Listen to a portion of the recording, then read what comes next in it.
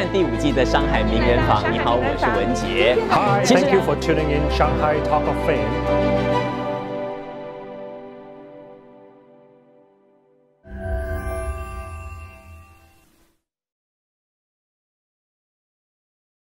本期节目是由 SBS、Infinity Wallpaper Specialist、Carrier Home、Sense and Style 为您荣誉呈现。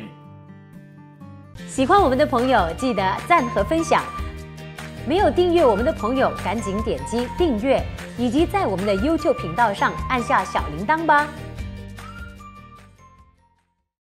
Hello, thank you for tuning in to this next episode of Shanghai Talk of Fame. I'm Weeping. With us today is someone who is very dynamic and she's very innovative and definitely a trendsetter in the F&B industry in Malaysia.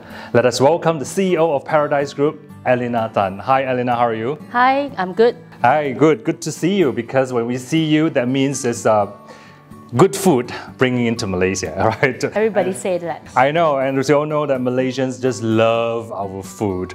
But from my understanding, you did not start with food. You're actually a graduate from Australia. Right. In business and marketing. And business and marketing. Right. So tell us a little bit about your background. Okay, very, very interesting. I've never thought in my entire life that I'll be in F&B industry.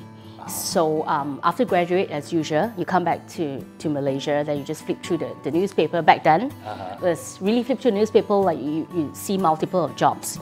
So I was selected to be in a media company. So I work because it's something related to what I have studied. So about good 3-4 years I'm in the company. Okay, did you not like it? No, it's very interesting where we are doing media, advertising, magazines, and also involve small parts of event management. So it was pretty interesting. But I just thought of, first job, 3.5 years, so I decided to do a tweak kind of thing. Okay, so how did you venture into F&B? Okay, where I was just saying like my first job where I need to go around to do sales and marketing. So where I was ended with my ex-boss that he is into this Thai restaurant chain. So I get to know him. Very, very interesting where I went to the restaurant to meet him. So I was supposed to present about the sales kit of that magazine back then. Okay. So he was like saying, back then he was saying like, after my whole presentation, he only said one word. He said that I'm not interested to advertise in your magazines, but I'm interested to hire you. Oh, wow. So it's how it started. Your first meet? My first meet, yeah. Wow. Okay, so did he tell you why, the reason? Back then, he only have the first restaurants, so he been wanting to actually hire a marketing person. So when I met him, he was like, okay, very interesting about your magazine introduction, that he wanted someone to do a grand opening of his restaurant, where he felt that I have a little experience into the event management and media and advertising. So he just felt that, instead of he go around the world to look for one, that he have already... There's one presented to him. Yeah, okay. So that's how it just started into the F&B industry. I see, and this is a Thai restaurant, right? This is a Thai restaurant. What was your thought then, like before you joined them, like, Thai restaurant, I was like, first thing, because first of all, it's something not what I know, okay? Completely, totally different from what you're doing or what you studied. Restaurants to me and you, I think it's like a place that we just go enjoy ourselves, a meal, and just really enjoy the food. So I was like, okay, I'm into this business, so that's where the journey begins. I see, because I do know F&B business is no joke. It's just so many tiers and so many things happening concurrently. So how did you handle that? Okay, so let me share a little bit about the history where I started only working as a marketing executive, where that time, F&B is always very 24/7 kind of job task. So after one another of the operations manager that my ex-boss hired wouldn't able to sustain in that industry at that time.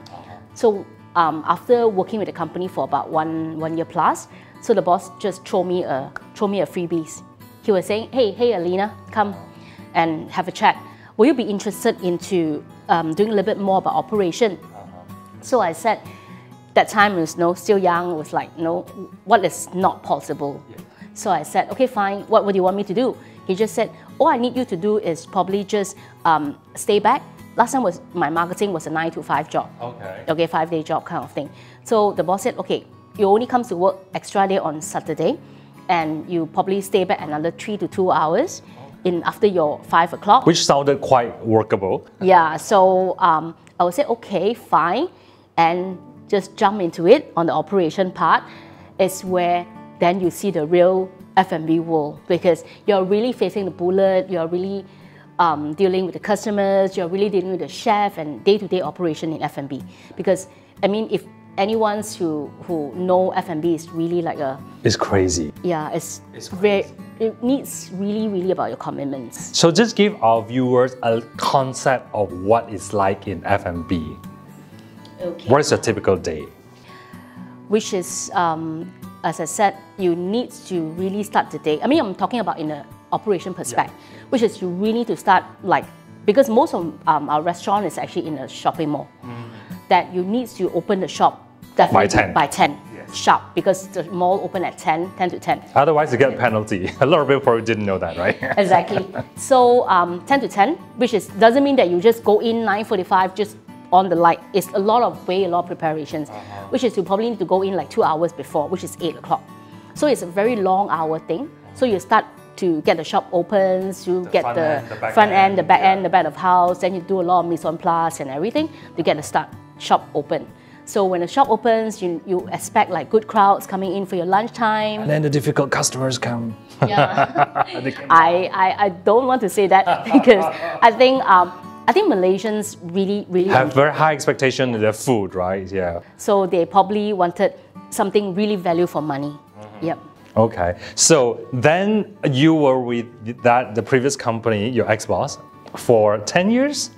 Yeah, when I stepped into F&B industry, it's just times fly, just exactly 10 years. So it was that interesting? Because where it was a very good growth stage where when I entered the restaurants, they have only 2 restaurants. One is already there, and the other one is actually upcoming. When I entered the restaurant, I start doing a lot of marketing and promotions and all this. Then when opportunity knocks towards, I'm involved a bit more on the operation side. Then every day was actually opening, every single years we're opening outlets. Wow. So the times would just fly. So I remember when I left them that year was exactly my 10 years. And we have built up to 32 restaurants. Wow, include Malaysia. From 2, yeah, to 32. Wow. So, well, I think I was set a little bit of achievement. You're being very humble. There's a lot of achievement. 30 restaurants in 10 years. That's a lot. So, and then most of the restaurants is range within like 2,000 square feet to about 8,000 square feet kind of thing, yeah. Okay, so then another opportunity came along. So it's a Paradise Group. How did you come to know, or who did you meet? Okay, I was assigned to China at that time to bring the current brand to China for market research. So in this trip, it's actually organized by the Singapore government. So they actually invite like all the F&B operators to be there. So either they are owners or they are franchisor or all decision makers. So my boss decided to send me over. Okay, this is when you were still with the Thai restaurant, yeah. So back then, I met the founder and the CEO of Paradise Group Singapore, is Mr. Edwin Chua, that we were coincidentally fated to sit next to him in the plane, next to him in the bus, next to him in a train. Okay. We're all like just sit together like with your each other. Yeah, because as I remember back then, every F&B operator actually travel there in a pair. Okay. Okay. I think only Paradise Group and back then my ex-company, only one representative. Okay. So somehow we were seated together in a dinner place, everything. So he was like, first question he asked me, he said, so are you the owner? Then I said, no. then the second question he asked me, so are you related to your boss? Okay. Then I said, no. Then he said, why that your boss decided to send you here? Then I said, because I am the marketing director and I know the company quite in and out, and I will probably have the decision making for opening which location. So then last question asked me, may I know how many years you work for the company? So that year was... Fishing. I was fishing all the information. That year was exactly where I entered into my 10 years. So he was his eyeball almost dropped up. He said, how on earth that you can work for a company for 10 years? Okay. Yeah, but back then, because I was still in my 20s, I have no intention to actually move on and keep jumping up, because as my first mentor always teach me, is that if you want to grow up from a career, doesn't mean that you have to grow out to grow up. Okay. You actually can always grow within a company where you actually will be appreciated and you know the history in and out of the company, that always will have a right place for you being in that particular company. Internal promotion. Yeah. So I take it very, very, very serious in my career growth. That I felt is quite right. And that time my ex-boss, I was said, also being a very kind gentleman, that to give me a lot of opportunities over there. I see. Yep. So then he asked you to join them? So Edwin, along the way we become friends. Okay. Because I need to dig, because that time I already putting my ex-company, we're actually opening in Singapore, and he wants to actually explore in Malaysia. What was your position then with the previous company at the time? My last position was marketing director, cum operations. So you're pretty much like COO along the line. You're pretty much overseeing the whole operation, right? So then Edwin asked you to join them. And I understand you did not say yes. Yes, I did not. When he asked me, do you want to be my partners, and do you want to be the boss of yourself? Then I just tell him no. Why not? I mean, most people will probably jump on the opportunity. Yeah, I think. But you say no. Why? Yeah, I think I'm pretty a video. Just kidding.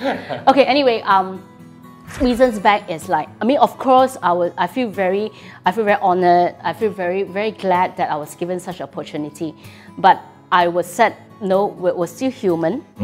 We're still, I mean, 10 years in the company. I'm really living in my very comfort zone. Okay. Okay. I was the decision maker for a lot of things in my ex-company, and I only report to one decision maker, where else I will able to actually make a lot of others decision making in marketing, operations, events like HR, a little bit on HR and finance. So I was like in a very nice comfort zone for 10 years. Already 洗头婆 in a way, right? No, I don't date. So many things, right? I was set as a very nice environment for me to grow up. Everyone is so familiar.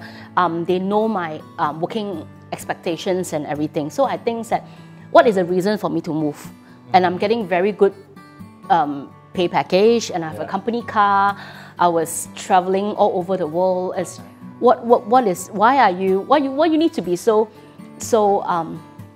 difficult to actually go on all the way to be an entrepreneur and all this? Because I felt I knew deep inside my heart what I see how my ex-boss bring up the company is really not easy, and at times like they deal with all the unnecessary stress. So I think that. So that wasn't something that you were too enthusiastic about. I would say I was at that time I was a bit laid back. I was thinking that I'm in a very comfort zone. I'm just not. Just sit back and enjoy a little bit. Yeah, I just doesn't want to explore a bit more.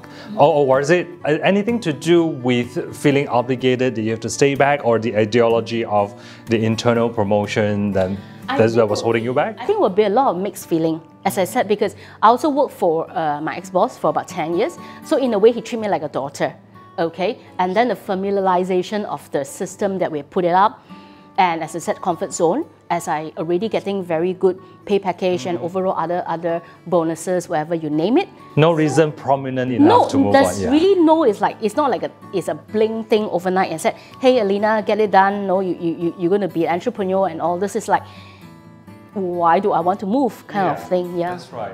Well, so there's a second part of the story, that is Alina moving on to becoming where she is today. We're going to take a short break. Coming back, we're going to find out more from Alina.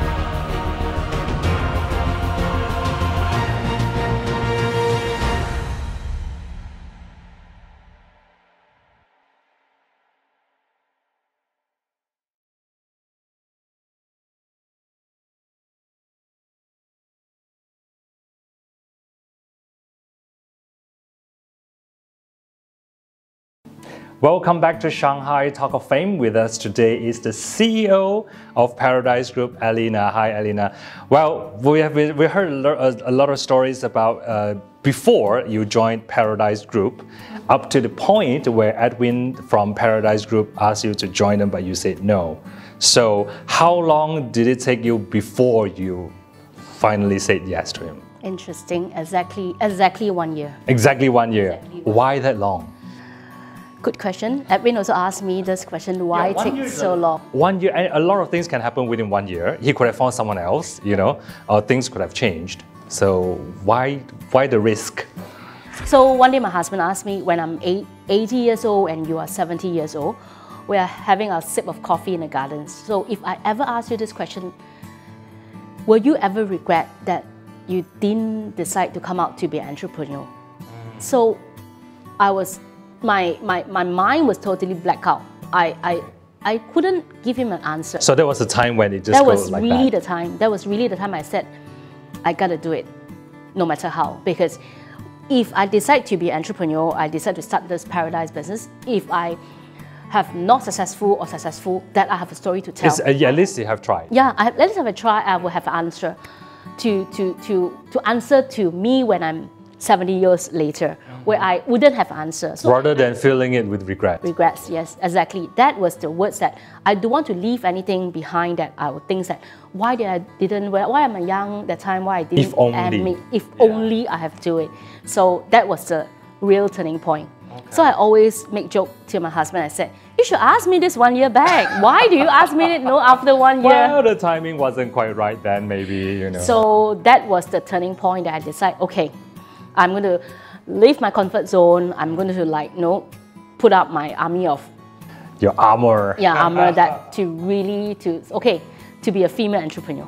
Okay, so then how did you approach Edwin? Was he surprised you finally got back to him? But why that I really admire this business partner is he has never give up. Okay, we even that I said no to be a business partner, we still keep very good contact. We share information because we are both in F&B industry. So we share information that he's very consistent. So I think that he's someone that he decide what he decide he want to make it. So I pick up a call. I said, Edwin, I have made my decision. Let's start the party, kind of thing. Yeah. Okay. So then your first position with Paradise Group was? Already a current position, which is, he asked me, he said, okay, I will give you a CEO position. So I want you to be the woman that represent the Malaysia region. Okay, so you're the one spearheading the Paradise Group in Malaysia. Okay. How long have you been with Paradise now? So this is entering my 9 years. Okay, coming to 10 years. Yeah, wow. coming to 10 years. Okay, how do you feel about it? Great. There's a lot up and down. As I said, as I will set from like a cafe restaurant to a real Chinese restaurant that's indeed very, very challenging. I thought I have well-equipped myself with 10 years F&B experience, but in the real life, it's actually not so. Yeah. When I first year started to spearhead this Chinese restaurant, I thought it was, okay, a piece of cake. I've opened like 30 over restaurants. What is this one? So what's the difference? Actually, yeah, what is the difference between doing this and what you were doing before? They're both F&B. It's just except one is Thai, one is a very Chinese restaurant. But why is such great difference? Is it because it's your own business or? You're right. I think a small part of it is because it's my own business. So everything the responsibility part of it is definitely higher. Okay. You see, we deal with a lot of Thai chef, which is this portion will actually deal direct from my ex-boss. Well, now every single one, from head chef to dishwasher, I need to face all of them. So when you first started with Paradise Group, you actually took care of every single department? Yeah, everything? Every single thing was, back then I remember my first month, I actually interviewed the chef. I said, okay, hey, how should we start this going? So the chef talked to me, he said that, so you're the lady boss from Malaysia? I said, yeah, I am. So he asked me a lot of their jargon words about the kitchen jargon Testing words. you. Yeah. Do you know this? Do you know that? Okay. I was totally clueless. Okay. Yeah, I was like, okay. Then I know back then in my heart I said, I am in a not very good situation where else I have no idea of all this. This brand new, I won't say the brand new industry, where else it's more like it's a Chinese restaurant. So a lot more of fine tuning, a lot more of SOP, a lot more of those detailed stuff I have not come across at all, even with my past 10-year experience in F&B. But are you someone, would you say you're someone who never say no to yourself? That Definitely. You just take up the challenge? When I interview all my key teams right now, I always tell them I have a particular things that I want you to remember, that where there's a will, there's a way. I always tell them, never say no, it's just how much you want to do it. Correct. Yeah. So maybe share a little bit of very interesting thing, like, as I told you, I have this chef issue. Yeah. So he because he felt that what a woman's know about this chef thing, and it's a very man-driven kind of kitchen. Yeah. So and I have to listen to you, the lady boss. Exactly. Yeah. So back then I decided to, because I love high heels. Okay, the highest the inch I can walk faster. Oh really? So that first year entrepreneurship, I decided to throw away my high heels. I go and source for a flat kitchen safety wear and non-slippery. So I decide that first year I actually get into kitchen. I will actually dirty my hand. I'll work with them. I'll work with them. I want to know exactly each roll, each wok, each steamer, how does it function? Every single thing. So you actually go down to the very fundamental part of the business, which is the kitchen. Yes, exactly. Wow, and this is the first outlet? This is the first outlet, and this is the first year I did that. I think for you who needs to know your business, you need to know from the very fundamental, as you mentioned. I think that's rather important, because if you have no idea how this particular dish that come out, how you're going to sell it or how you're going to market it, because I'm a marketing student. So I decided to go deeper and everything, and I felt that created teamwork. And people know that you are a serious owner or you're a serious boss, actually to really care about how each and everything. So the best part is, like, from a chef that do not even thinks that you know anything, till the end, he actually switched his attitude and he really respect me because I think it's the what we said and what we do. Okay. Wow. Okay. What a story. So I understand the first 3 years you're running around like a headless chicken because you're like taking care of so many things, and then finally by the 4th year, what happened between that? What the changes? First 3 years was, as I said, I thought that I came with a 10-year F&B experience. Very arrogant. Very when still young, you think you can get it done. And because you are not switching your industry, you're still from F&B to F&B. But it's just that because the food is different, the people, the culture is very different. So first year, from very, very arrogant to thought that you can actually manage everything, from HR, admin, finance, because back then the first outlet you wouldn't have too much budgets to actually hire the full team and all that. So everything you have to do it yourself. And over and on top, the first 3-4 years, I thought that with the support from Singapore, I have no issue. You can just get it. The cash, financial support. I just for the first 3 years, in 3.5 years time, I actually opened 8 restaurants. Wow. Ranging from 5,000 to 6,000 square feet kind of restaurants. That's a lot. Middle-sized restaurants. So I thought that I can actually manage it. So this first 3 years was, as you said, I was running like a headless chicken. Would you say that 3 years is the most challenging, one of the most challenging period in your entire career? It is, because I think it's very much, I would say the first 3 years teach me to humble down myself. It's a very good journey that I started that. Did you regret? No. I would say the interesting part is that at that moment, I was telling my husband, I said, oh, this really, why am I getting myself into this? Yeah. Because I'm like, I can. You could have just had it easy, right? Yeah, I can just like, December month, I can go off on a holiday. Chinese New Year, I don't need to work. But because we're in a Chinese restaurant, so Chinese New Year, we're open throughout. Don't have to work. And all these 3 years, I didn't go back for my Chinese New Year. I don't see my families because I am so involved in the business. But also because of the first 3 years was with the arrogant thought, with the things you can thoughts is actually just open straight away 8 restaurants without thinking whether your team is actually able to, to cope with it. So I think the first 3 years is rather a very learning stage, very teething periods. So that's where the real lesson started. Yeah, I would say so. Wow, okay. So what is it like being a CEO? If you say being an F&B CEO or a driver of the company, I would say that you really need to have the very determination. It's really your willpower to sustain. F&B is a 24/7 industry, and anything will need to, especially when I always tell sharing with friends or people that wants to go into F&B, I always said that you must able to sacrifice all your very important festive season in your life. Give up your own life. Yeah, to actually be, I would say, hardworking and commitment as the most key words for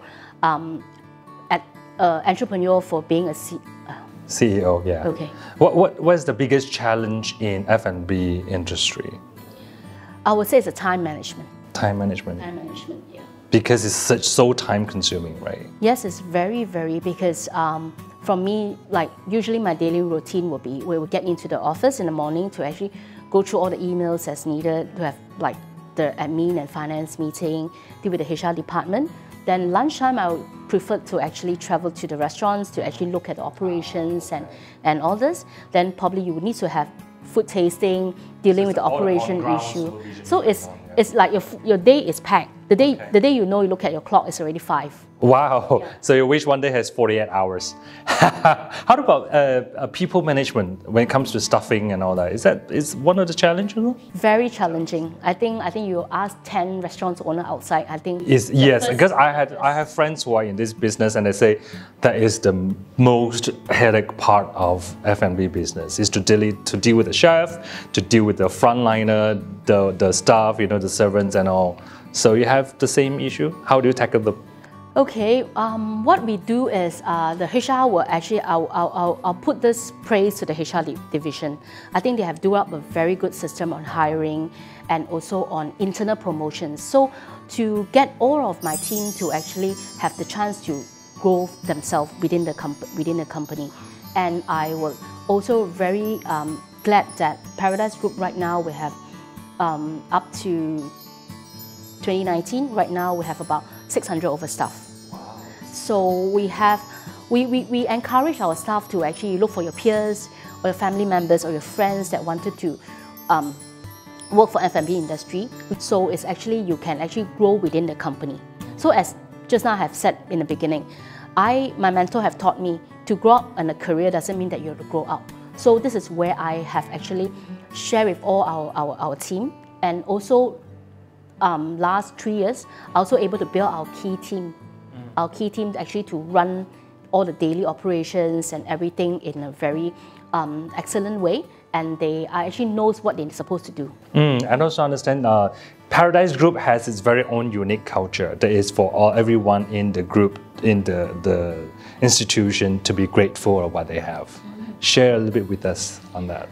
Okay, allow me to speak a bit on Chinese, okay, because we're a Chinese restaurant anyway. Okay. So what Paradise Group is 乐天餐饮集团. So in our restaurants, we actually have this 乐天企业文化, which is every day, every morning in our briefing, because beside we have our Chinese restaurant, we also have our hot pot restaurants named Beauty in the Pot, and also our halal division, which is our Parathai. So every morning, all the team will gather for a morning brief before the start of the day. So everyone will need to shout out loud our 乐天企业文化. That's a slogan. Yeah, that's a slogan, which is 乐天乐天以客为先奋斗成长奖励分享. Okay, so that loosely translated as customer comes first, fight for growth, and sharing of profits, right? Okay, so how about, like now you're with the group for 9 years. How is it like juggling between your career and your family? Good questions. I think when everyone like to ask me this question, you're a successful female entrepreneur.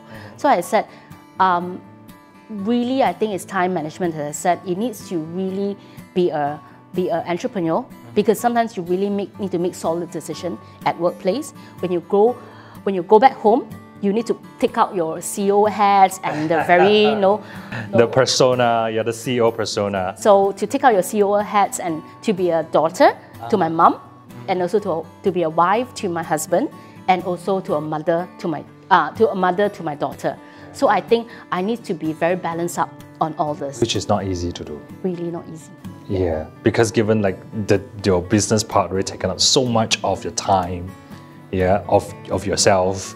And now when you go back, you still have to give yourself to somebody else. So where do you find time for yourself? That's why everyone said woman is really a multitasking hero kind of thing. So I do pamper myself. I do have my me times, and I do have my very close girlfriend. We come out for our coffee. That's probably like 5 minutes in the day for yourself.